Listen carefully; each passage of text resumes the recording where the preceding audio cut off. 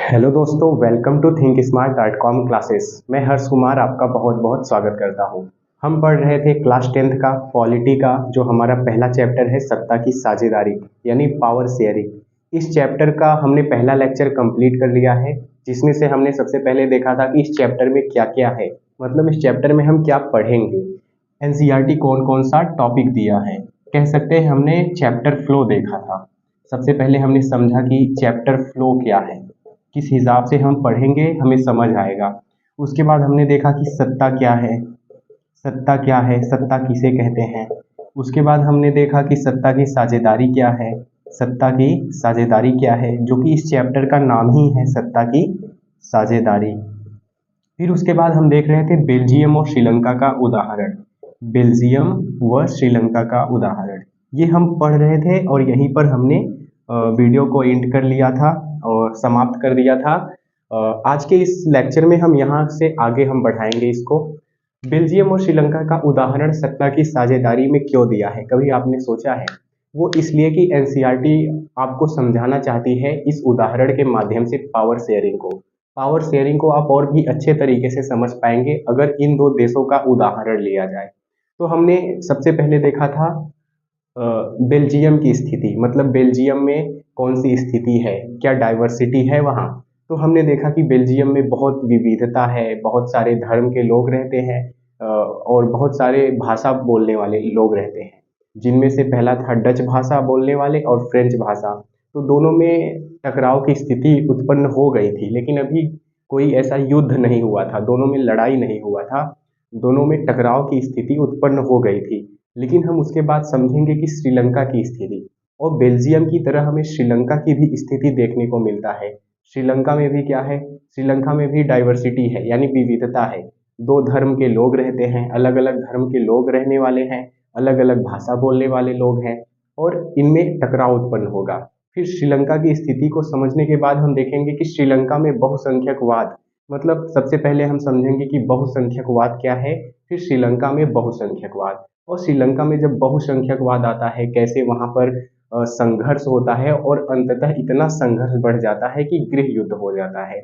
मतलब गृह युद्ध क्या है ये भी हम आपको बताएंगे। गृह युद्ध मतलब किसी देश के अंदर ही किसी देश के अंदर ही होने वाले युद्ध को हम गृह युद्ध कह सकते हैं। और इसका कारण यही होता है कि कोई आंतरिक मामला है जो सुलझ नहीं रहा है। तो श्रीलंका में भी ऐसा ही एक कोई आंतरिक मामला था जो निपट नहीं पा रहा था और अंततः टकराव हुआ। टकराव से बहुत बड़ी संख्या में लोग समूह में विभाजित हुए और युद्ध हो गया। तो हम देखते हैं श्रीलंका की स्थिति। श्रीलंका की स्थिति कैसी है, देखिए हम सबसे पहले देखें तो श्रीलंका में दो सामाजिक समूह के लोग रहते हैं। पहला समूह है सिंहली और दूसरा है तमिल। एक है सिंहली समुदाय और दूसरा है तमिल समुदाय। सिंहली समुदाय मैं यहाँ लिख देता हूँ। एक सामाजिक समूह है सिंहली और दूसरा सामाजिक समूह है तमिल। अच्छा, सिंहली समुदाय की संख्या अधिक है, इनकी संख्या कितनी है, 74% है, यानी 74% है लगभग। और ये किस भाषा, कौन सी भाषा बोलते हैं, ये सिंहली भाषा बोलते हैं बेसिकली, यानी सिंहली समुदाय है जो सिंहली भाषा बोलते हैं, लेकिन ये बौद्ध धर्म को मानने वाले हैं। और वहीं अगर हम बात करें तमिल, तमिल की जनसंख्या है 18% यानी 18%। और ये कुछ हिंदू हैं कुछ मुस्लिम हैं, कुछ हिंदू और मुस्लिम हैं। तो यहाँ पर देखा जाए तो ना बहुत सारा डाइवर्सिटी है, मतलब सिंहली वाले बौद्ध धर्म को मानने वाले हैं और तमिल लोग हिंदू और मुस्लिम हैं। तो यहाँ पर डाइवर्सिटी है और कारण क्या होता है अभी आपको समझ आएगा जब मैं श्रीलंका में बहुसंख्यकवाद को पढ़ाऊंगा। क्या होता है कि बहुसंख्यकवाद में इन लोगों की जो जनसंख्या अधिक है, इनकी जनसंख्या अधिक होने के कारण इन्हें अधिक लाभ दिया जाता है, इन्हें आर्थिक विकास दिया जाता है, इन्हें लाभ दिया जाता है। इस कारण से इनमें असंतोष भरेगा, यानी तमिल वालों लोगों में असंतोष भरेगा और तमिल लोग इनसे युद्ध करेंगे और अंततः दोनों के बीच टकराव होगा। बहुत बड़ी जब कोई भी लड़ाई बहुत बड़ा हो जाता है तो अंततः युद्ध हो जाता है और फिर इसी कारण से श्रीलंका में हो जाता है गृह युद्ध। तो अगर अभी मैं आपसे ये पूछूं कि श्रीलंका की क्या स्थिति है, श्रीलंका की यही स्थिति है कि श्रीलंका में सबसे प्रमुख सामाजिक समूह सिंहलियों का है, जिनकी जहाँ 74% सिंहली हैं, यानी सिंहली भाषा बोलने वाले 74% लोग हैं और 18% तमिल है, 18% तमिल लोग हैं। सिंहली भाषी लोग बौद्ध हैं, सिंहली भाषी लोग बौद्ध हैं, जबकि तमिल कुछ हिंदू व कुछ मुसलमान हैं। और जबकि तमिल की बात करें तो कुछ हिंदू हैं और कुछ मुसलमान हैं। तो ये हमने देखा श्रीलंका की स्थिति। अब हम हमारा इसी में बेल्जियम और श्रीलंका के उदाहरण में आएगा श्रीलंका में बहुसंख्यकवाद। श्रीलंका में बहुसंख्यकवाद को जब आप पढ़ते हैं तो फिर आपको समझ आता है यार वाकई में एनसीईआरटी हमें क्या बताना चाहती है, कि वाकई में वो कहती है कि सत्ता की साझेदारी इन दोनों देशों से समझो कि क्यों इम्पोर्टेंट है। अभी आपको आगे बढ़ने के क्रम में ये चैप्टर समझ आएगा। तो इसे हम आप स्क्रीनशॉट लेना चाहते हैं तो ले सकते हैं। फिर मैं आपको बताता हूँ श्रीलंका में बहुसंख्यकवाद। श्रीलंका में बहुसंख्यकवाद बताने से पहले मैं आपको ये बताता हूँ कि बहुसंख्यकवाद क्या है। ओके, तो आप इसे स्क्रीनशॉट ले लीजिए। तो दोस्तों अब हम पढ़ने वाले हैं श्रीलंका में बहुसंख्यकवाद। लेकिन श्रीलंका में बहुसंख्यकवाद आपको तभी समझ आएगा जब आपको बहुसंख्यकवाद के बारे में पता हो। बहुसंख्यकवाद क्या होता है? देखिए, बहुसंख्यकवाद बहुत ज़्यादा हार्ड टॉपिक नहीं है। सिंपल सा नियम है कि अगर किसी भी देश में जिसकी संख्या अधिक है उसके हितों को, उसके मान्यताओं को, उसके इच्छाओं को सर्वोच्च माना जाए, और जिनकी संख्या कम है यानी अल्पसंख्यक जो हैं उनको, उनके अधिकारों को, उनके हितों को उपेक्षा की जाती है या उनके अधिकार नहीं दिए जाते हैं उनको, तो वहाँ हो जाएगा बहुसंख्यकवाद। और मैंने यही पीछे लिखा भी है। बहुसंख्यकवाद का सिंपल मतलब है जिसकी संख्या अधिक है, किसी देश में जिसकी संख्या अधिक है उसके अधिकार, उसे बहुत ज़्यादा अधिकार दे दिया जाए, और जिसकी संख्या कम है उसे कम अधिकार दिया जाए। जिसकी संख्या बहुत अधिक है उसके हितों का ध्यान रखा जाए, जिसकी संख्या कम है उसके हितों का ध्यान न रखा जाए। और शासन में बहुसंख्यक के आधार पर शासन चलाया जाए, अल्पसंख्यकों को शासन में भागीदारी न बनाया जाए। ये सब हो गया बहुसंख्यकवाद। और मैंने यहाँ परिभाषा भी लिखा है। देखिए, बहुसंख्यकवाद एक ऐसी प्रवृत्ति है जिसमें समाज के बहुसंख्यक वर्ग की इच्छाओं, मान्यताओं, हितों को सर्वोच्च माना जाता है तथा अल्पसंख्यक के अधिकारों व हितों की उपेक्षा की जाती है। तो यहाँ पर अल्पसंख्यक के अधिकारों की उपेक्षा की जा रही है, बहुसंख्यक वर्ग की इच्छाओं, हितों को सर्वोच्च माना जा रहा है। तो यही हो गया बहुसंख्यकवाद। अब श्रीलंका में बहुसंख्यकवाद हम पढ़ने वाले हैं, तो वहाँ क्या होगा?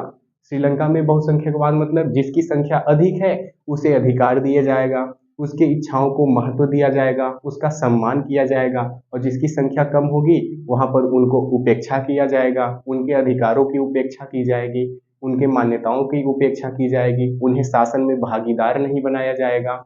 तो वहाँ पर वो प्रॉब्लम होगी। तो तभी तो वो टॉपिक है श्रीलंका में बहुसंख्यकवाद, इसीलिए तो उस टॉपिक का नाम है श्रीलंका में बहुसंख्यकवाद। और बहुसंख्यकवाद का मतलब क्या होता है हमने वो समझ ही लिया है। मतलब अब आपको अंदाजा हो गया होगा कि श्रीलंका में क्या होने वाला है, और आपने पीछे स्थिति पढ़ ही लिया है कि श्रीलंका की क्या स्थिति है। स्थिति यही थी कि वहाँ सिंहली समुदाय 74% है और तमिल समुदाय कम है, 18% है।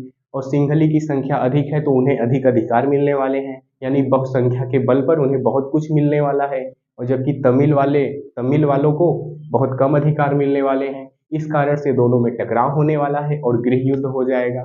फिर उसके बाद हमारा अगला टॉपिक है बेल्जियम की समझदारी। जबकि बेल्जियम में भी यही स्थिति है, बेल्जियम में भी अलग अलग भाषा बोलने वाले हैं, वहाँ भी टकराव उत्पन्न हो गया था। लेकिन बेल्जियम समझदारी दिखाएगा। वो क्या समझदारी दिखाएगा? वो अपने डाइवर्सिटी को एक्सेप्ट करेगा, वो विविधता को स्वीकार करेगा, कहेगा यस, विविधता मेरे समाज की, मेरे देश की विशेषता है, हम सभी को समान अधिकार देंगे, शासन में समान भागीदारी देंगे, और हम बेल्जियम में गृह युद्ध नहीं होता है, बेल्जियम गृह युद्ध से बच जाता है। तो यही पूरा टॉपिक है, बेसिकली यही समझाने की कोशिश कर रहा है। तो अब हम आते हैं श्रीलंका में बहुसंख्यकवाद को लेकर, और अगर आप इसे समझ गए तो स्क्रीनशॉट ले लीजिए। तो फ्रेंड्स अब हम समझते हैं श्रीलंका में बहुसंख्यकवाद।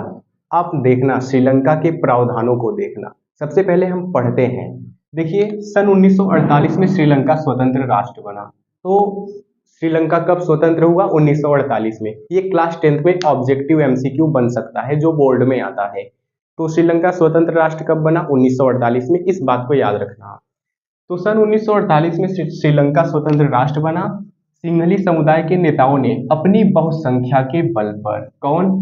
सिंहली समुदाय के नेताओं ने अपनी बहुसंख्या के बल पर शासन पर प्रभुत्व जमाना चाहा।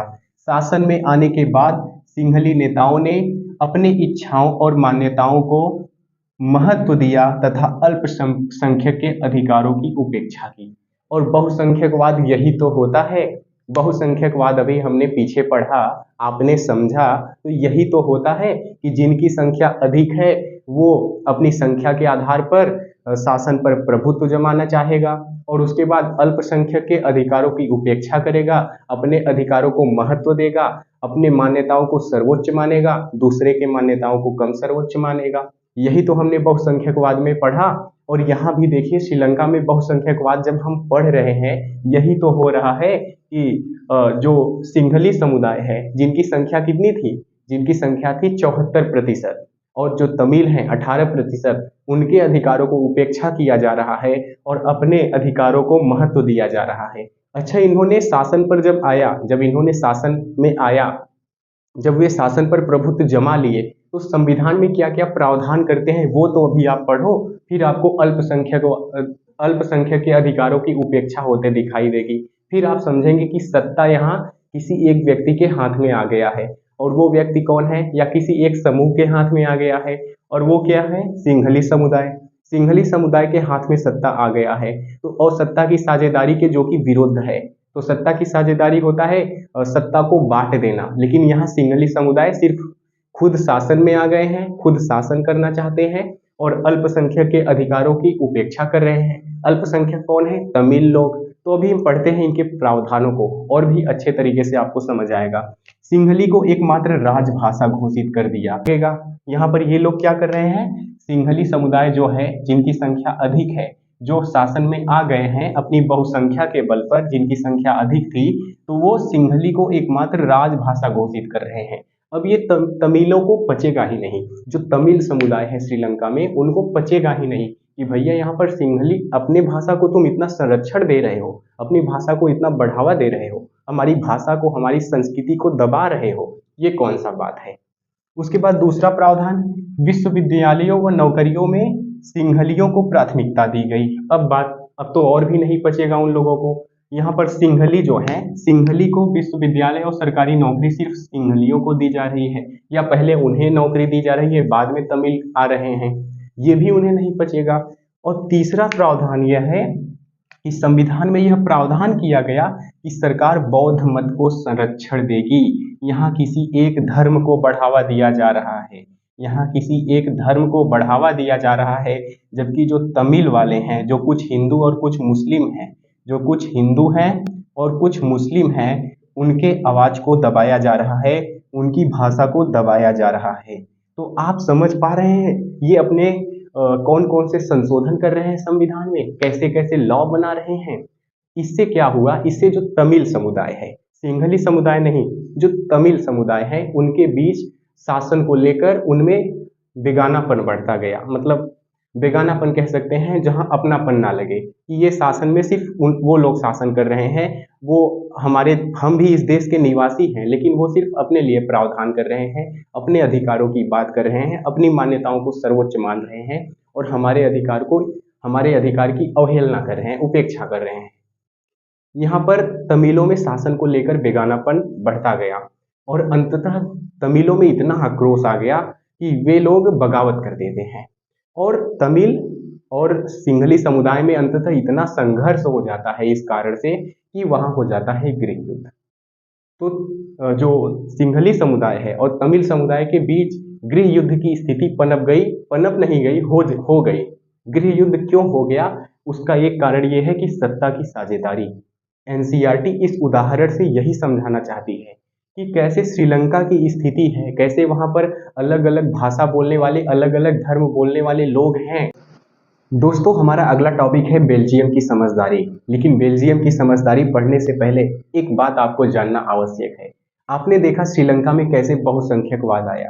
श्रीलंका में बहुसंख्यकवाद जब आप पढ़ रहे थे, मैं यहाँ लिख देता हूँ, श्रीलंका में बहुसंख्यकवाद। ये बहुसंख्यकवाद बड़ा खतरनाक नहीं होता। ये जिस देश में आ जाता है, क्या उस देश में गृह युद्ध हो सकता है? बिल्कुल हो सकता है नहीं, श्रीलंका में गृह युद्ध हो गया था। जब आपने देखा, जब आप पढ़ रहे थे, अभी आप पीछे जब पढ़ रहे थे कि श्रीलंका में जो बहुसंख्यक सिंघली समुदाय है, बहुसंख्यक सिंघली समुदाय है, बहुसंख्यक सिंहली समुदाय। ये जो बहुसंख्यक सिंहली समुदाय है, ये अपनी बहुसंख्या के बल पर शासन में आती है। शासन में आने के बाद क्या कर रही है? शासन में आने के बाद अपने लिए वो प्रावधान कर रही है, खुद के लिए प्रावधान कर रही है, अपने अधिकारों को महत्व दे रही है। सिंहली समुदाय सिर्फ अपने अधिकारों को महत्व दे रही है, अपने भाषा को महत्व दे रही है, अपनी धर्म को महत्व दे रही है। लेकिन जो अल्पसंख्यक तमिल हैं, जो अल्पसंख्यक तमिल हैं, अल्पसंख्यक जो तमिल हैं, उनकी उपेक्षा किया जा रहा है, उनके अधिकारों की उपेक्षा किया जा रहा है, यानी उन्हें अधिकार नहीं दिया गया इनके जैसा। उसके बाद उनके भाषा को संरक्षण नहीं दिया गया, सिर्फ इनके धर्म को संरक्षण दिया गया व बढ़ावा दिया गया। इनके धर्म, भाषा व अधिकारों का हनन किया गया, कह सकते हैं उपेक्षा किया गया। अब यही यही कारण होता है कि वहां पर गृह युद्ध होता है। श्रीलंका में गृह युद्ध होता है। गृह युद्ध क्यों होता है? यही कारण है। कारण क्या है? क्योंकि सिंहली समुदाय जो है वो सिर्फ अपने अधिकारों की बात कर रहा है, यहाँ पर अल्पसंख्यक जो अल्पसंख्यक है उनके अधिकारों की बात नहीं कर रहा है।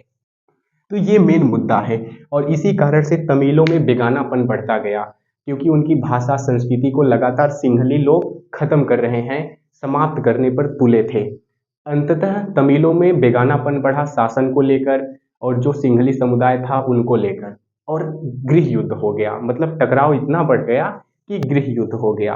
लेकिन इसके आगे जो हमारा टॉपिक है बेल्जियम की समझदारी, बेल्जियम की समझदारी पढ़ने से पहले आपको ये समझना होगा, अगर मैं आपसे एक प्रश्न पूछूं कि अगर श्रीलंका अपने सत्ता का कर देता साझेदारी, सत्ता का कर देता साझेदारी, तो क्या वहां हो जाता गृह युद्ध?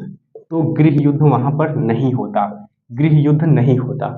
अगर श्रीलंका में ना होता बहुसंख्यकवाद तो वहां गृह युद्ध ना होता। तो सत्ता की साझेदारी के विरोध में है बहुसंख्यकवाद। जहां बहुसंख्यकवाद होगा वहां सत्ता की साझेदारी नहीं हो सकती। एनसीईआरटी ये भी बताना चाहती है। और मैंने आपको शुरुआत में बताया था कि क्यों ये सत्ता की साझेदारी में ये दो देश उदाहरण के तौर पर दिया गया है, क्योंकि एनसीईआरटी इन्हीं दो उदाहरणों से समझाना चाहती है कि कैसे सत्ता की साझेदारी इम्पॉर्टेंट है, क्यों इम्पॉर्टेंट है, कैसे इम्पॉर्टेंट है।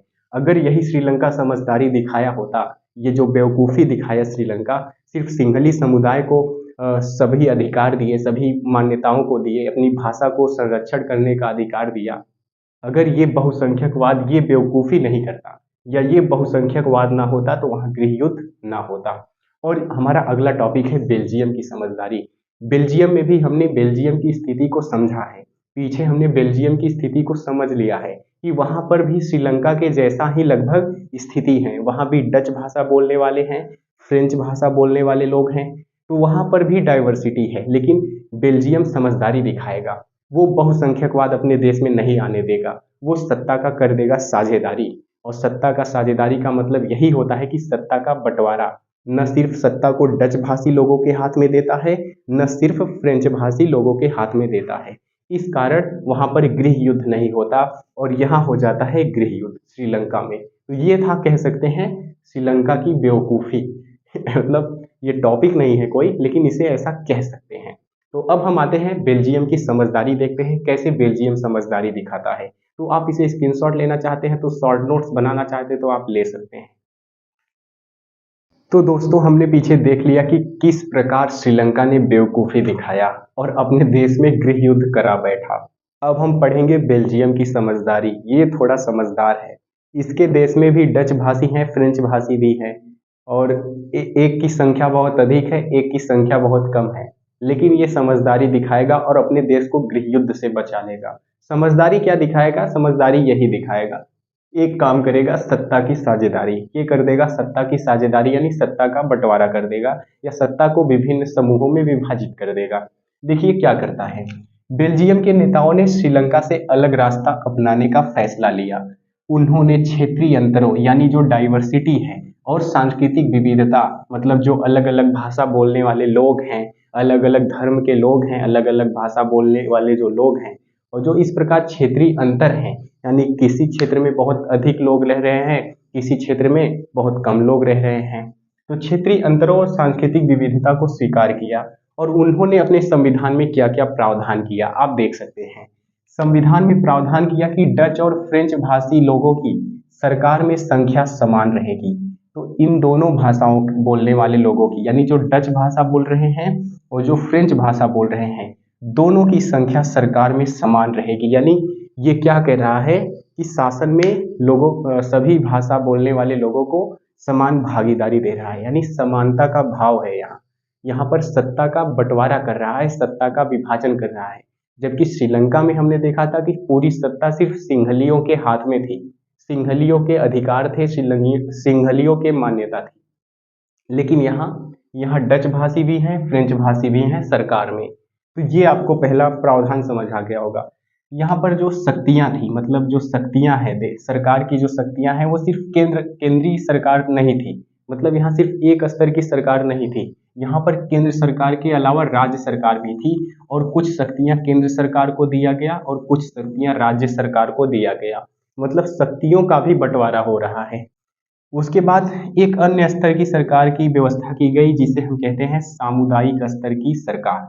सामुदायिक स्तर की सरकार से क्या होगा, लोगों को अपनी भाषा और संस्कृति की रक्षा करने का अधिकार था इसे।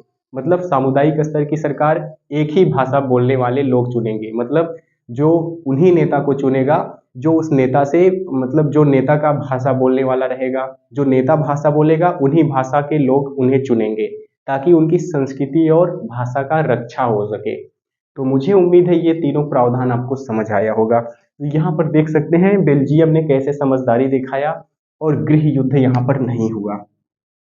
अगर वहां पर श्रीलंका की तरह बहुसंख्यकवाद आ जाता, बेल्जियम में भी बहुसंख्यकवाद आ जाता, मतलब जो कौन थे, जो डच भाषी थे, शायद डच भाषी की संख्या जिनकी अधिक थी, लगभग 59% जनसंख्या, अगर इनको सिर्फ शासन में भागीदारी कर देता, इन्हें पूरी शक्तियां दे देता और इन्हें ही पूरा अधिकार दे देता, तो क्या करता, तो सत्ता मतलब कह सकते हैं तो वहां पर आ जाता बहुसंख्यकवाद और फिर यहाँ भी हो जाता गृह युद्ध।